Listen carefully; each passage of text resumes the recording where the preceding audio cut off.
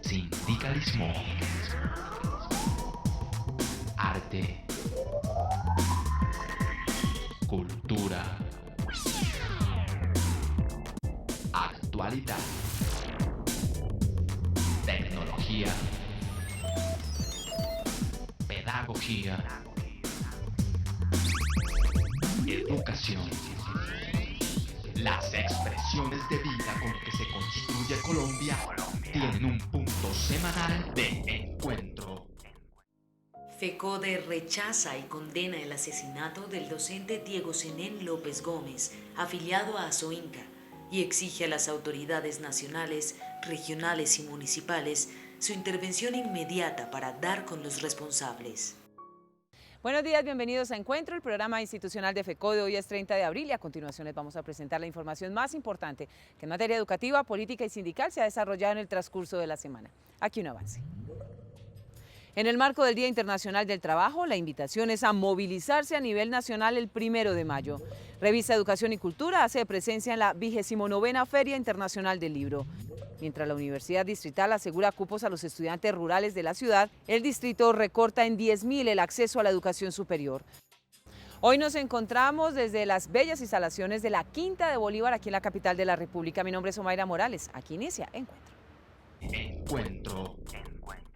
Mañana 1 de mayo, el Comando Nacional Unitario, las organizaciones sociales, gremiales y sindicales invitan a todos los trabajadores, sin excepción a nivel nacional, a salir a marchar, a rechazar la serie de medidas que el gobierno nacional ha venido implementando en contravía de la calidad de vida de los y las colombianas.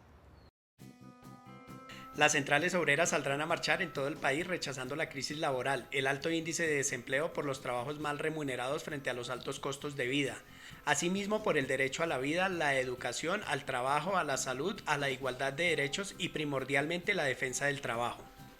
A los trabajadores nos afecta la falta de trabajo decente, a los campesinos les afecta la falta de tierra, de insumo, de crédito subsidiado, a los estudiantes los afecta la falta de la merienda, la falta del transporte, la falta de equipos de computación, la falta de sueldos a los maestros que afecta directamente a la calidad de la educación.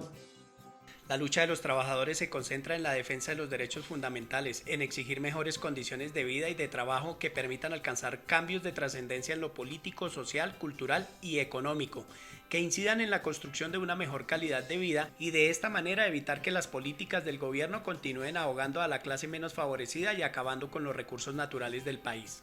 Para denunciar todo el impacto de las transnacionales, el daño laboral, el daño ambiental, como el caso de la sísmica que ha acabado el agua en muchas regiones, el tema del petróleo que también viene destruyendo muchas de las zonas más importantes, los recursos naturales, la explotación minera, carbonera, como en el caso del Cesar, la Guajira, en el Magdalena, donde se ha dañado, por lo menos la bahía de Santa Marta está destruida por el transporte del carbón por parte de la Drummond. Por otro lado, los trabajadores también exigen mejores condiciones al sistema de salud que hoy niega una atención digna y de calidad, pero que sí permite los paseos de la muerte. Por eso, desde la CTC, la exigencia al gobierno nacional es a respetar y cumplir los acuerdos establecidos. Por el incumplimiento en los acuerdos laborales que hemos firmado, nacional, departamental y municipal, en contra de la injusticia social que hoy vive nuestro país. No falten a esta cita, acompáñenos. La jornada del 1 de mayo también será un espacio para que los colombianos ratifiquen su respaldo al proceso de paz que se adelanta con los grupos alzados en armas. Por eso el llamado de la Central Unitaria de Trabajadores y las organizaciones sindicales es para que la jornada se desarrolle sin actos de violencia y en sana paz, como el país lo reclama. Sin mayor asomo de vergüenza, el gobierno nacional expide el decreto 583 con el que legaliza de manera rotunda la tercerización laboral.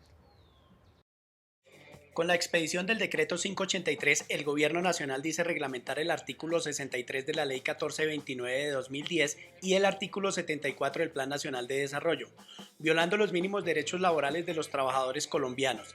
Este decreto absolutamente regresivo es violatorio de la ley y de los reiterados fallos de la Corte Constitucional. Este decreto es ilegal, primero porque no fue llevado a la Comisión Nacional de Concertación y por tal motivo discutido con los actores involucrados en ella, es decir, los trabajadores. La Ley 1429 de 2010, en su artículo 63, claramente establece que el personal requerido en toda institución y empresa pública o privada para el desarrollo de las actividades misionales permanentes no podrá estar vinculado a través de cooperativas de servicio de trabajo asociado que hagan intermediación laboral o bajo ninguna otra modalidad de vinculación que afecte los derechos constitucionales, legales y prestacionales consagrados en las normas laborales vigentes.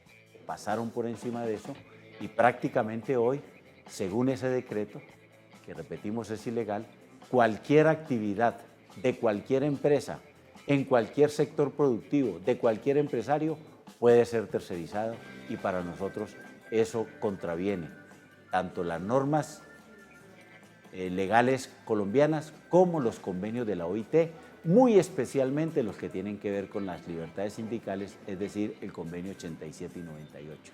Con esta determinación el gobierno termina favoreciendo a grandes grupos económicos internacionales y a aquellos líderes nacionales que hoy incrementan su poder gracias a las concesiones económicas que el modelo económico del país les otorga, afectando a las clases menos favorecidas. Vamos primero a mirar cómo demandamos ese decreto por extralimitar las funciones que el Ejecutivo tiene en estas materias.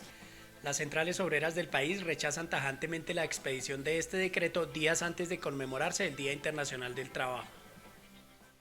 El profesor Francisco Torres, secretario de Asuntos Internacionales de FECODE, a esta hora le habla al Magisterio Colombiano.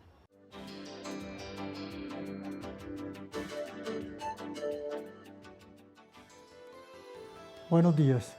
El presidente Santos y la ministra Parodi vienen haciendo una gran campaña para tratar de convencer al país y a la OCDE que la situación de la educación ha mejorado ostensiblemente y que están a punto de alcanzar eso que ellos llaman calidad de la educación sin que nadie sepa exactamente en qué consiste.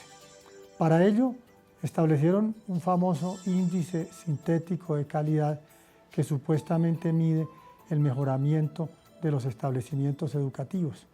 En razón a él es que han estado repartiendo cheques a algunos colegios y haciendo demagogia sobre ello ante las comunidades educativas. Pero veamos la realidad.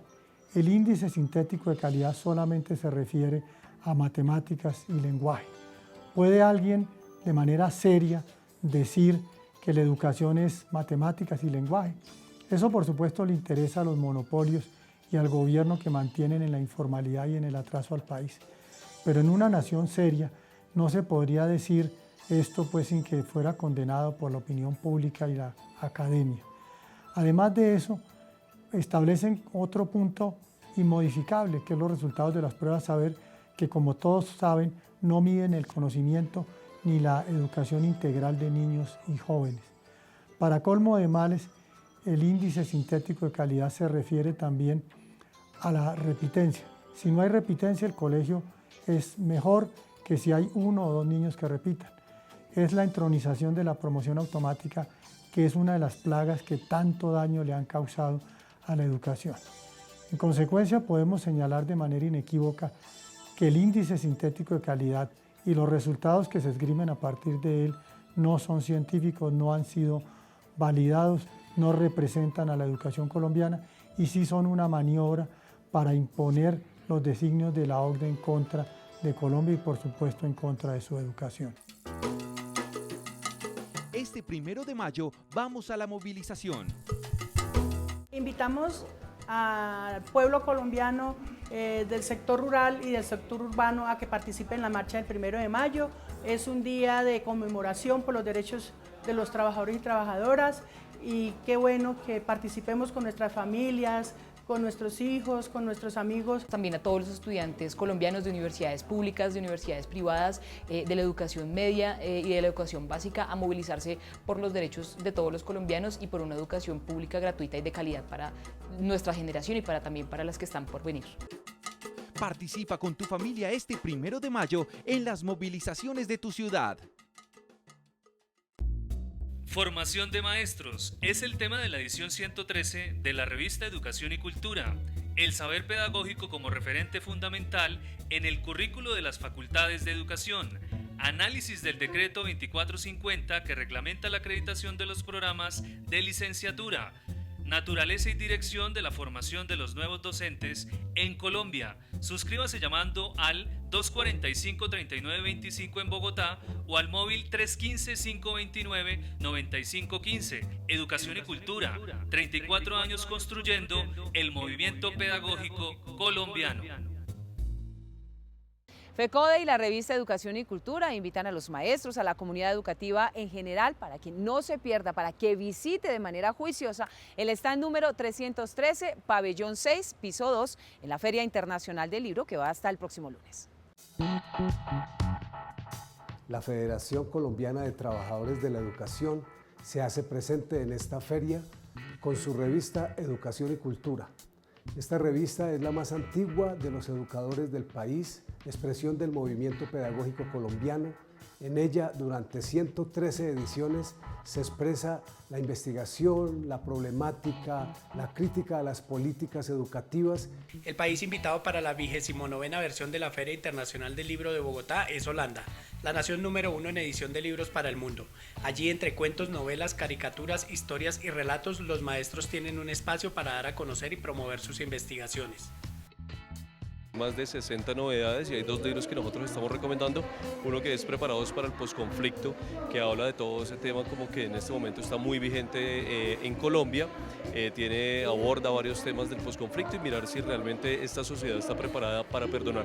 Y el otro libro es un libro que se llama Semblanza y Memoria, es un libro en pastadura que habla de la Facultad de Ingeniería desde sus inicios hasta la época actual que tiene la Facultad de Ingeniería. Para los estudiantes se dispone de obras teatrales y dramaturgia a muy bajo costo.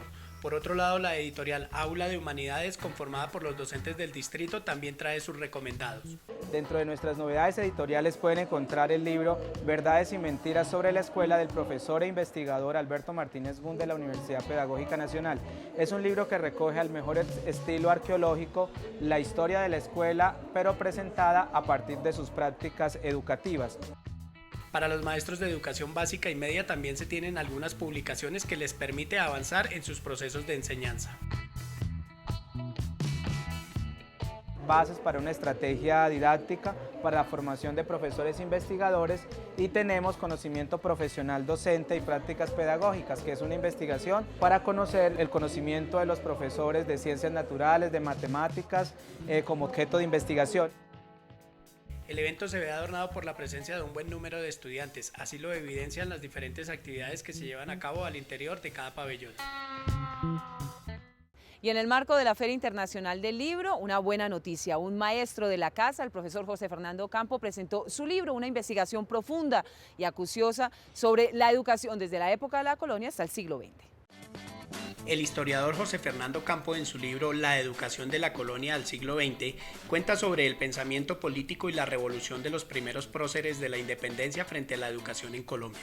Hace un recuento fundamental de los problemas centrales de la educación en Colombia.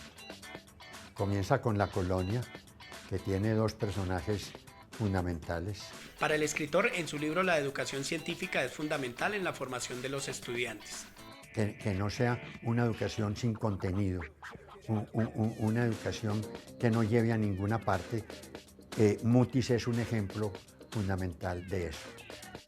A finales del siglo XVIII la educación estuvo bajo el control de la Iglesia. Para el siglo XIX llega el periodo de la educación conservadora y liberal. Imponen los gobiernos una educación completamente religiosa.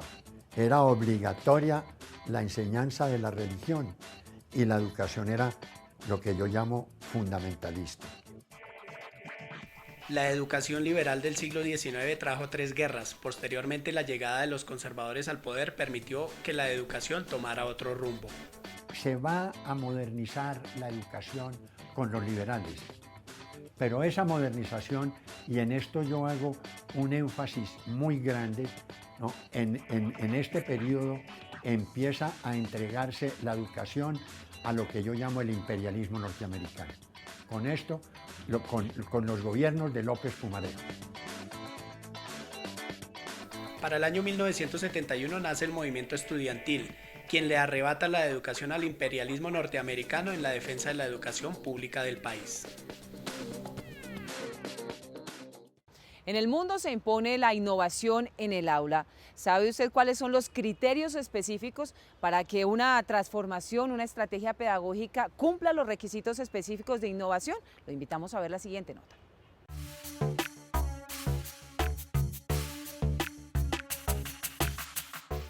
En la escuela cada vez el concepto de innovación se impone exigiendo de los maestros y su práctica pedagógica al máximo para afianzar conocimientos y valores, destrezas con creatividad, novedad y cambio, pero ¿qué se entiende entonces por innovación pedagógica en el aula? Lo primero, cuando uno habla de innovación, es preguntarse por qué sentido de escuela tiene, ¿sí? Porque pululan posiciones en las cuales se ve que la escuela básicamente es una reproductora del Estado, un aparato ideológico del Estado, una dimensión pasiva de la escuela. Entonces, si tenemos en cuenta que hay muchas perspectivas en torno a eso y pensamos que hay otro tipo de escuelas, otros sentidos de la escuela que se construyen desde los colectivos de maestros, entonces la pregunta sobre la innovación viene muy bien. Para el profesor Jorge, la innovación en la escuela debe primero ser una novedad, una idea nueva, no renovada, que construya saberes. Debe surgir de una actitud investigativa resuelta en la práctica pedagógica y debe marcar una ruptura en la educación tradicional en cuanto al manejo del tiempo, el espacio y la forma. Toda innovación debe marcar una discontinuidad. O sea, la escuela usualmente tiene una inercia, es una máquina de disciplinamiento que es muy fuerte, es un invento de la modernidad, uno de los mayores inventos de la modernidad, y tiende a la inercia, tiende a la tradición, tiende al anquilosamiento. La innovación no está ligada necesariamente al tema financiero porque claro que ayuda a afianzar ideas y proyectos en el aula. Se requiere de acompañamiento, seguimiento y socialización de procesos colectivos de maestros que marquen el nuevo camino de la escuela. La conceptualizada, la que responde a las necesidades y preguntas y deja de imponer y homogenizar, cuestionando, porque en la duda está la construcción del conocimiento. Es claro que para innovar se requiere presupuesto, formación y acompañamiento y una política educativa que incentive al maestro más allá de su propio compromiso con los niños y la educación. El profesor Libardo Ballesteros, tesorero de FECODE, aborda temas de interés para el magisterio colombiano.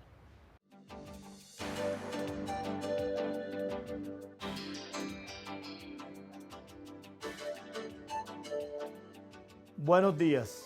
Invitamos al magisterio y trabajadores en general a participar masivamente en las movilizaciones convocadas por las centrales obreras este 1 de mayo, Día Mundial del Trabajo, contra las políticas económicas y sociales del gobierno, las reformas tributarias y pensional, el desempleo y la intermediación laboral.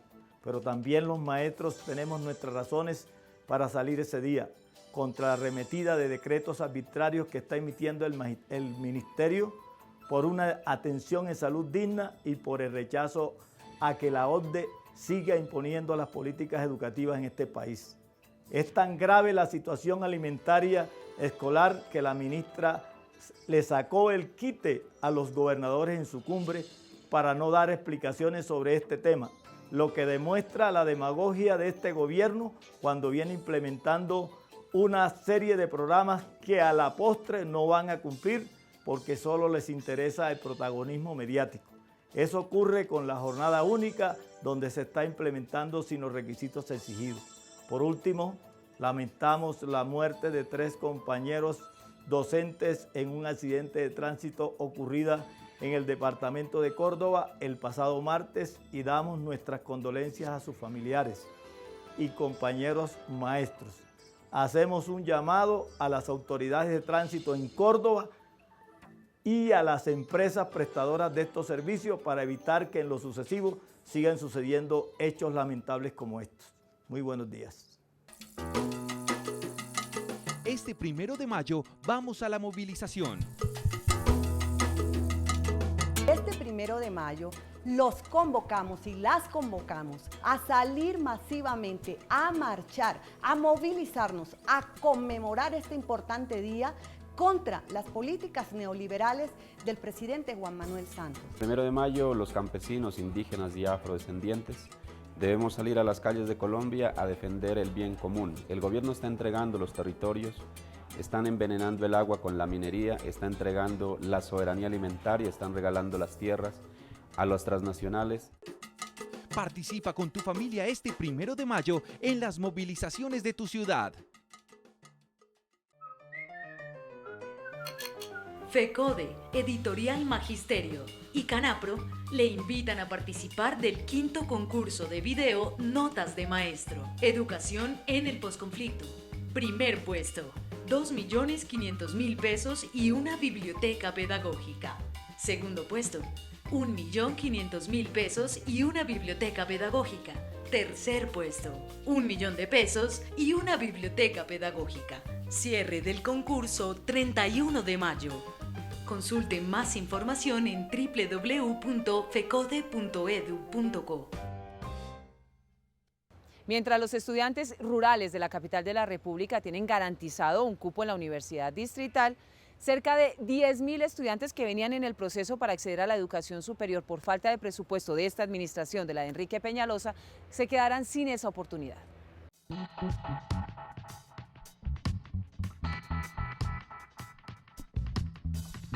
El eslogan de la educación se ha convertido en un caballito electoral muy eficiente que a la hora de poner en práctica raja a muchos. En Bogotá, por ejemplo, el alcalde Enrique Peñalosa prometió 35.000 cupos en educación técnica y universitaria y en el anteproyecto del plan de desarrollo solamente se están anunciando 25.000. Es decir, 10.000 jóvenes verán cómo sus oportunidades de ingresar a la universidad se cierran por falta de presupuesto y voluntad política. Bogotá gradúa anualmente aproximadamente entre la educación pública y la educación privada 70.000 bachilleres. Es decir, en campaña ya había un déficit de 35.000. En el plan de desarrollo va a haber un déficit de 45.000 cupos. Se crearán 25.000 cupos priorizando estratos 1 y 2, egresados de colegios distritales y en condición de vulnerabilidad. En la ciudad se invierten anualmente 2.8 billones de pesos. Se buscan ingresos para el metro y para las viviendas de interés prioritario. ¿Y la educación dónde queda? Además del cemento hay que invertir en el conocimiento. Por un lado se recorta, por otro se garantiza en la Universidad Distrital cupos para estudiantes rurales de la ciudad, a quienes la calidad educativa en sus regiones los pone en desventaja para acceder a este derecho. No por ello, sino por la falta de compromiso de la Secretaría de Educación y el Ministerio en el mejoramiento continuo y eficaz de los procesos en el sector rural. La universidad tiene que diseñar estrategias de acompañamiento, tiene que garantizar la permanencia de ellos y para eso tiene que usar recursos pedagógicos. Las 5 áreas rurales de la ciudad accederán a estos cupos, sin embargo, aún no se ha hablado del transporte y la manutención, porque son jóvenes que viven muy distante a la universidad y no será la Universidad Distrital quien deba asumir esta deuda del gobierno con la población para garantizar el derecho. El Ministerio de Educación en los últimos años ha venido implementando de manera unilateral reformas normativas que afectan la formación de los maestros en el país, con ello afectando y golpeando los procesos y procedimientos vigentes. Donde haya realmente participación entendida como participación decisoria, no simplemente una participación representativa, sino que realmente puedan sentarse los maestros, los niños, puedan sentarse todos los actores a dialogar sobre eso que es tan importante que es la formación de un maestro en el país. Es de una democracia generar las condiciones optimistas de participación para alcanzar procesos de concertación y acuerdos básicos, más cuando se trata de la educación del país. Hemos notado que se requiere no simplemente buscar los procedimientos para esto, sino hacer unos análisis aprovechando la experiencia de las facultades de educación, de personas especializadas que conocen todo este proceso. La Asociación Colombiana de Educación, ASCOFADI, se ha manifestado a través de una serie de documentos sobre la importancia de unificar criterios y trabajar en equipo para la construcción de procesos y los contenidos programáticos, rechazando tajantemente las medidas unilaterales que el gobierno nacional adelanta frente a la reforma educativa. Revisar esa coherencia entre la normatividad y la política pública, para que no veamos choques entre lo que se está planteando y diferentes normas que tienen que ver con registro calificado, con acreditación. Es fundamental que los docentes sean quienes lideren la actualización de los procesos de formación de cara a responder a las necesidades que demanda hoy la formación de docentes y los procesos de enseñanza. Todavía uno se pregunta con qué criterios se plantearon estas denominaciones, donde salieron unas, se introducen otras, pero particularmente, y ese es uno de los puntos críticos también, es que no es un problema de reforma de unos procedimientos, sino un análisis del ser y la concepción misma del maestro. La formación de maestros no puede limitarse única y exclusivamente a las recomendaciones y pretensiones de la OCDE. La comunidad educativa debe estar vinculada. Establecer la coherencia en la integración de la normatividad y la política pública. Mantener el principio de autonomía universitaria. Insistir en la formación como sinónimo de desarrollo y proyección profesional del educador y precisar con una mirada pedagógica, disciplinar y social no son prioridad en las políticas del Gobierno Nacional. El profesor Luis Eduardo Varela, primer vicepresidente de FECODE, es quien nos editorializa nuestro espacio.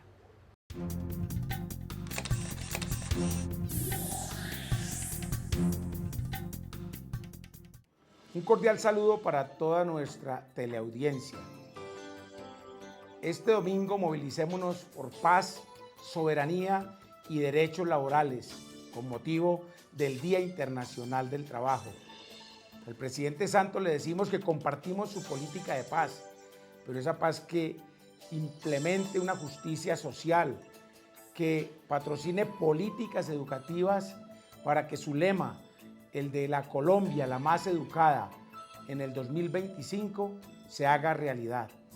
También queremos decirles que el pasado jueves el Consejo de Estado ha publicado una sentencia de unificación sobre la prima legal de servicios, lo que tiene que ver con el reconocimiento o no del retroactivo de la prima de servicios. Desafortunadamente, esta instancia jurisdiccional ha fallado en contra de los maestros colombianos el reconocimiento de la retroactividad de este derecho. Gracias a la gestión de FECODE, en el año 2013 negociamos el decreto 1545, por el cual se establece a partir de ese momento la prima de servicios para el magisterio colombiano. Desafortunadamente, este fallo no nos reconocerá la retroactividad de la prima de servicios, aclarando que los maestros que han ganado sus demandas antes de la expedición del mismo, se les reconocerá sus derechos, pero las demandas que han sido radicadas y no han salido los fallos, desafortunadamente esta sentencia de unificación desconocerá el derecho. También queremos decirles que con motivo de la cumbre de gobernadores realizada el pasado 26 de abril en la ciudad de Bogotá, nos dimos cuenta del desplante que le hizo la ministra de Educación, Gina Parodi, a todos los gobernadores. Conocedores ellos de que este año se definirá, para bien de la educación y de todos los demás temas sociales en el país, las transferencias, porque la ley 715, esa fórmula nefasta del año 2001, ratificada en el año 2007, va a ser revisada, esa fórmula como tal. Y esperamos que el compromiso que adquirió el presidente Juan Manuel Santos en la campaña electoral a la presidencia, de aumentar de 4 al 7% del Producto Interno Bruto para educación, esto sea una realidad y que esos recursos garanticen lo que deberá ser una jornada única digna para los estudiantes y un programa de alimentación escolar que garantice no solo una alimentación para los niños y jóvenes en el país, sino lo que tiene que ver con la calidad de vida que se merecen los niños y jóvenes. Feliz fin de semana para todos y todas. No olviden mañana Contrastes, porque la realidad tiene diferentes miradas. De 1:30 a 2 de la tarde vamos a analizar las implicaciones de la intromisión de la OCDE, la Organización de Cooperación y Desarrollo Económico, en nuestro país en los diferentes escenarios. Haremos énfasis, como no, en el tema educativo. Maestros y maestras, no olviden que en Contrastes siempre van a ubicar las permutas.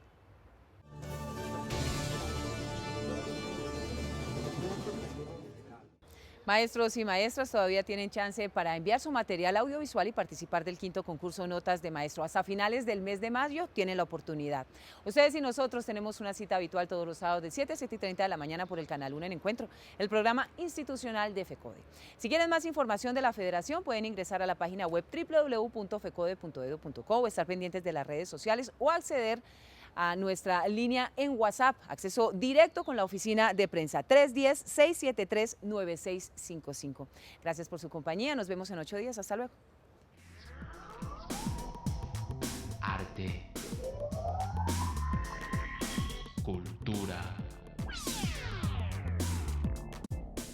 actualidad.